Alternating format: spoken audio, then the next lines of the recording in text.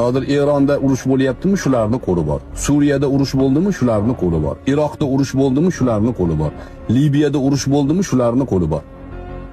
O'zbekistonda davlat to'ntarish qilish uchun harakat bo'ldimi, shularning qo'li bor. Bular la'natlangan qavm. Endi bularning dunyo qarashini bilib oling, qarang. Bularning dunyo qarashi nimadan iborat? Bular Havvodan tarqaganmiz demaydi.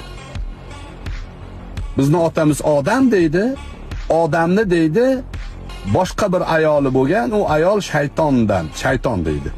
Odam bilan shaytondan biz dunyoga kelganmiz deydi. Havvodan tarqaganlar hammasi tashlandiq, bizga xizmat qilish uchun, mehnat uchun yaratilgan mahluqotlar degan tushunchasi bor ularda. Bu jiddiy gap do'stlar. Siz qarshingizda sizga qarab turgan nusxani siz haqingizda qanaqa tasavvurda ekanligini bilib qo'ying. Sizni odam o'rnida ko'rmaydi ular, odam emas bular deydi.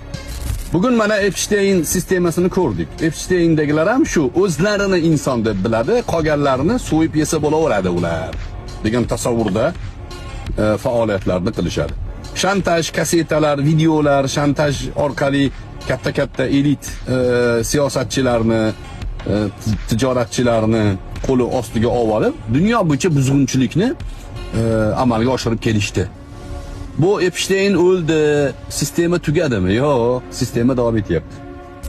La'natlangan qavm siz bilan bizni ularni hurmat qilishimizni xohlamaydi. Nimani xohlaydi? Ulardan qo'rqishimizni xohlaydi. Bizga qo'rqsa bo'ldi ular deydi. Bizga hurmat kerak emas deydi. Siz qo'l ostingizdagi mol, eshak, ot, mahluqotlaringizni sizni hurmat qilishini xohlaysizmi? Sizdan qo'rqib bo'yinsunishini xohlaysizmi? Ha? Molga qanaqa muomalada bo'lasiz? Bo'ysundirib, shoxiga arqon, bo'yniga arqon tushovlab boshqarishni xohlaysiz. U sizdan qo'rqib turish kerak. La'natlangan qavm siz bilan bizni mol o'rnida ko'radi. Mol bular deydi. Payg'ambar alayhissalatu vassalom Makkadan chiqdilar. Va Yahudiylar Payg'ambar alayhissalatu vassalomni haqiqatda payg'ambarmi yo'qligini eng birinchi o'rinda taftish qiladigan ummat edi, xalq edi ular. Eng birinchi o'rinda taftish qilardi. Chunki barcha payg'ambarlar İbrahim alayhissalomdan boshlab, İbrahim alayhissalom, Ishoq alayhissalom, Yaqub alayhissalom, Yusuf alayhissalom, Musa alayhissalom, Harun alayhissalom ila oxirihi. İsa alayhissalatu vassalomgacha hammasi Bani Isroildan chiqqan, Yahudiylarning ichidan chiqqan. Oxirgi payg'ambar ham bizdan chiqishi kerak degan da'voda bo'lishgan.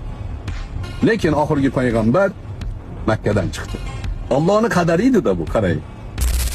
Hamma payg'ambar Muhammad alayhissalomga bashorat berib ketgan. Musa alayhissalom mendan keyin keladi degan. İsa alayhissalom mendan keyin keladi. Meni ketishim sizlarga yaxshilik, men ketmasam u kelmaydi deganlar. Furaklit keladi men ketgandan keyin. Furaklit Ahmad degani. Injil degani bashorat degani. Injilning nomi Muhammad alayhissalomga bashorat o'zi. O'shami deb so'rashdi Huyay ibn Ahtobdan. O'sha dedi. Endi nima qilamiz deydi. Ergashamizmi deganida, yo'q dedi. Oxirgi qonimiz, tomchi nafasimiz qolguncha qarshi turamiz deydi. Nimaga? Bizdan chiqmadi u deydi. Payg'ambarlarni qatl qilish bilan mashhur bu qavm. Endi hammasini aytmaymiz. Bu yerda tabiat rol o'ynaydi do'stlar. Shunaqangi qaysar, kibr, siz bilan bizni odam o'rnida ko'rmaydigan, o'zlarini eng oliy irq deb biladigan, millatchi bo'lgan. Shunaqangi Sion tashkilotlari qadimdan masalan shuni tabiatidagilar payg'ambarlarni o'ldirishgan. Oddiy odamni emas. Siz oddiy odamni o'ldirayotganiga yoqangiz ushlayapsiz-ku hozir, ha? Oddiy odamlarni o'ldirishyapti-yu ular. Yoqangiz ushlayapsiz. Bolalarni so'yib yeyishyapti-yu. Yoqangiz ushlayapsiz. 10 minglagan chaqaloqlarni, bolalarni Eronda maktabdagi bolalarni bombalayapti-yu. Yoqangiz ushlayapsizmi? Voy, bular payg'ambarlarni o'ldirgan. Nima deyapsiz? Ular odam o'rnida ko'rmaydi o'zlaridan boshqasi. Yer yuzida yahudiylar juda ko'p. marta surgun qilingan, qatl qilingan, quvilgan, la'natlangan xalqlar orasida ham nimaga? Bular o'zini kimligini ko'rsatadi. Bir joyga borib o'rnashsa, o'sha joyda ozgina qo'liga iqtidor keldimi, o'zini ko'rsatadi. Keyin xalq nafratlanib ularni haydaydi. O'sha Theodor Herzl adashmasam yoki Karasso Abdulhamidning oldiga kirganda aytgan. Siz degan bizni Yevropa surgun qilganda joy berdinglar sizlar. Bizni hamma la'natlaganda sizlar bizga boshpana berdinglar. Sizlar biz hech bitta yer yuzining hech bitta nuqtasida sizlardan ko'rgan adolatni ko'rmadik, sizlardan ko'rgan mehribonchilikni ko'rmadik degan. Karassoni e'tirofi. Shunda Abdulhamidxon aytadiki, ha unaqa bo'lsa nimaga Yevropa gazetalarida bizni qizil podsho, zolim deb maqolalar chiqaryapsizlar? Ha? Ana saqich medialar bo'lganda o'sha paytda ham saqich mediada nimaga fohishani to'maris qilib ko'rsatib, to'marisni fohisha qilib ko'rsatyapsizlar? Nimaga? Ben tushunarli bo'lsin uchun aytyapman. Deb so'raganda bu endi siyosiy faoliyat degan. Agar bizga degan Falastindan joy bersangiz, hamma tanqidlarni to'xtatamiz degan. Tashqi qarzlaringizni hammasini yopamiz degan. Falastindan joy bering degan. Bu Theodor Herzl deganda Abdulhamidxon daf bo'l, safil degan. Paskash yo'qolmin oldimdan. Abdulhamidxon va undan keyingi Abdulmajidxon, undan keyingi o'sha xalifalarni ag'darilishida yahudiylarning qo'li bor. Salonikdan chiqqan o'sha Salonikni millat vakili Karasso bo'ladi. Va turk sultonligidagi yoshlarni Yevropaga olib borib o'qitib, ulardan partiya tuzgan Salonikni yahudiylari bo'ladi. Partiyaning nomi Jon Turklar. Jon Turklar o'zini millatini, o'zini xalqini ag'darishlikda xizmat qilgan yoshlar, ularning fikrini buzib Yevropaga ya'ni simpatiya uyg'otib Abdulhamidxonni taxtdan ag'darishlikda ya'ni ulardan foydalanishgan. Otaturk ham shular Salonikdan. Esdan chiqarmang, Otaturk ham Salonikdan chiqqan odam. Yer yuzidagi fasod, buzg'unchilik hammasini bular moliyalashtiradi. LGBT'si bo'ladimi, ateistlar bo'ladimi, maymundan tarqaganmiz degan tushunchalarni shular singdirgan.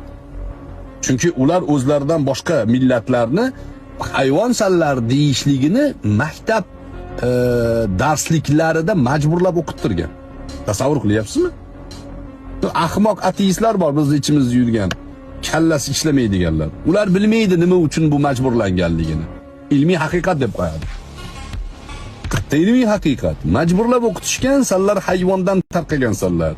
Mehnat qilib odam bashara bo'lib qo'ygan sanlar. Asli hayvon sanlar degan tushunchani darslarda majburlab o'qitishgan. Tashqaridagi asarlarni sun'iy shaklda reklama qilishni ham bular tashkillashtiradi. Noel Harari bir tiyinga qimmat. Fikrlari-yu, dunyo qarashlari-yu, asarlari. O'zi LGBT.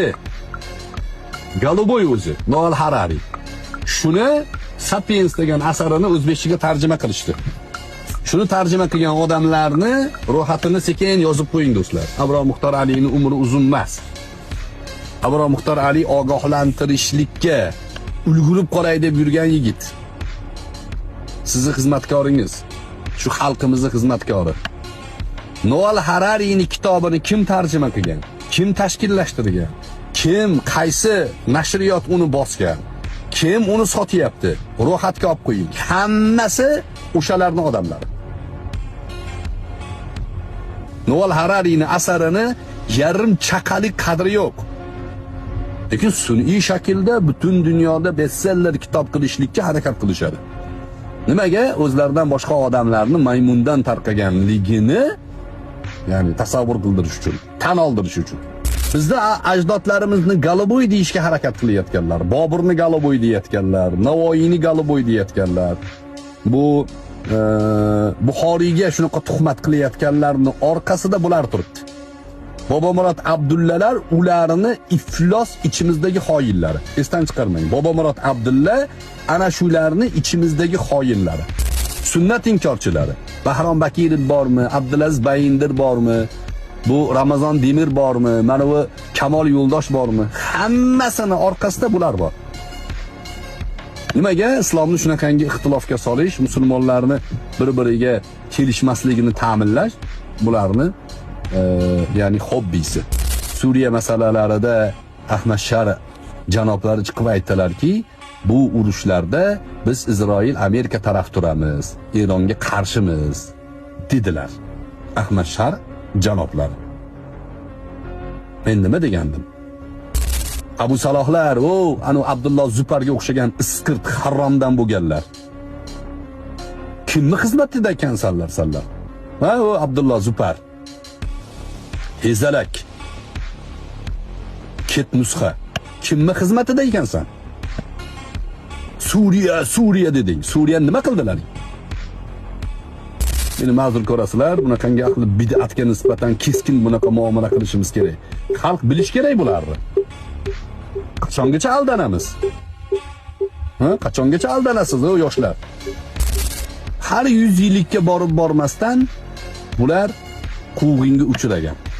Sarson sargardon bo'lgan. Bular shuni yana yaqinlashtiryapti.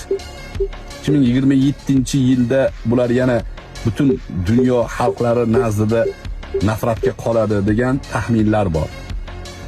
Ba'zi ulamolarning taxminiga ko'ra 2050-yilda bular bo'lmaydi. Amerika ham bo'lmaydi, bular ham bo'lmaydi degan taxminlar bor. Hitler musulmonlarga juda mehribon bo'lgan. Hitler musulmonlarga mehribon bo'lgan. Suriya muftiysi Hitlerning yonida turib bularga qarshi urush qilgan, kommunistlarga qarshi. Tarixni do'stlar haqiqatini bilib qo'yaverish kerak. To'g'ri bo'lganmi, noto'g'ri bo'lganmi, uni keyin xulosa qilib olamiz. Lekin noto'g'ri tarixni o'qitib, o'shanga ishontirish bu jinoyat bu. Noto'g'ri tarixni qabul qilishga majbur emasmiz. Eng oxirgi qirg'in yahudiylarni Hitler tomonidan bo'lgan. O'shaning uchun Holokost degan tushuncha bor Germaniyada, majburlab Germaniyani hozirgacha Holokostda ayblashadi, qonun chiqarib qo'ygan, pul undirishadi. Dunyoda bo'layotgan ishlarda yo islohotchilar tarafida turasiz, yo buzg'unchilar tarafida turasiz. Neytral zona yo'q, esdan chiqarmang. Bugun bizda bo'layotgan mana bu Farrosh seriali. Farrosh serialida buzg'unchilar tarafida turganlar Epstein sistemasini kichkina ko'rinishi tarafida turibdi. Epstein, Farrosh bir qancha kompromatlar yig'ib, o'sha kompromatlar bilan kimlarnidir qo'rqitib, bemalol sudda baqiryapti. Tilingni sug'urib olaman deyapti sudda. Ayol kishi bemalol tilingni sug'urib olaman deyapti boshqa bitta guvohni. Bemalol nimaga? Epstein sistemasi. Shantaj bor, qo'lida kompromatlar bor kimlargadir qarshi. O'shanga bemalol u. Uni orqasida kompromatga uchrashi mumkin bo'lgan. Ular ham o'zbek millati, xalqi, yigitlari. Qo'rqmang. Siz Allohdan qo'rqing. Agar bu bilan kompromatlarga qo'lga tushgan nimalaringiz bo'lsa, tavba qiling, Alloh taolo kechiradi. Lekin Epstein tarafda turmang. O'zbek Epsteyni bu. Do'stlar, bu tarafda turmang. Majbur emas, men insof egalariga, iymon egalariga aytyapman. Daislarga gap yo'q. Daislar bemalol. Meni taklifim dunyo shu dunyodan iborat emas. Oxirat ham bor.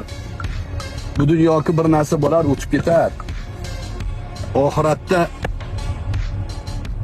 og'ir bo'ladi holat desangiz ko'zingizni oching. Haq tarafda turing. Hayot davom etadi, kimdir dunyodan ketar, kimdir yangi dunyoga kelar. Lekin bu gaplar zapsda qoladi inshaalloh. O'chirib oling, o'chirib olmaslaridan oldin.